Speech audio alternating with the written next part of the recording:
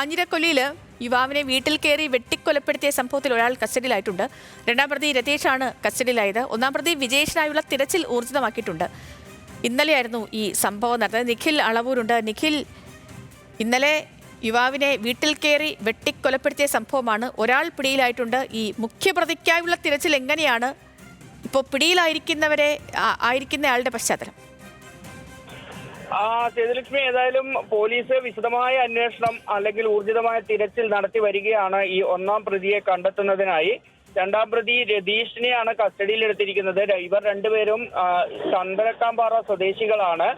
ഈ ആയുധം നിർമ്മിക്കാൻ നൽകിയതുമായി ബന്ധപ്പെട്ട ഒരു തർക്കമാണ് കൊലപാതകത്തിലേക്ക് നയിച്ചത് എന്നാണ് നമുക്ക് മനസ്സിലാക്കാൻ സാധിക്കുന്നത്. കൊല്ലപ്പെട്ട നിതീഷ് ഈ ഇരുമ്പ് ആയുധങ്ങളൊക്കെ നിർമ്മിച്ച് നൽകുന്നയാളായിരുന്നു.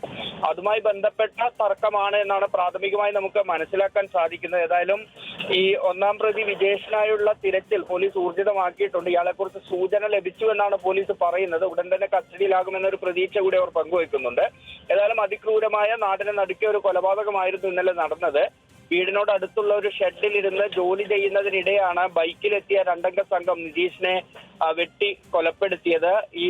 ഈ സമയത്ത് നിതീഷിന്റെ ഭാര്യയും കൂടെ ഉണ്ടായിരുന്നു. ഭാര്യയ്ക്കും പരിക്കേറ്റു. ഭാര്യ ഇപ്പോഴും കണ്ണൂരിലെ ആശുപത്രിയിൽ ചികിത്സയിലാണ് ഉള്ളത്. ശരി നിഖിൽ, ഈ പറഞ്ഞതുപോലെ തന്നെ യുവാവിനെ വീട്ടിൽ കയറി കൊലപ്പെടുത്തിയ സംഭവമാണ്. അതിൽ ഒരാളിപ്പോൾ പിടിയിലായിട്ടുണ്ട്, രണ്ടാം പ്രതി. ഒന്നാം പ്രതി വിജേഷിനായുള്ള തിരച്ചിൽ പോലീസ് ഊർജിതമാക്കിയിട്ടുണ്ട്. വിവരങ്ങൾ നൽകുകയായിരുന്നു നിഖിൽ അളവൂർ, കണ്ണൂരിൽ നിന്ന്.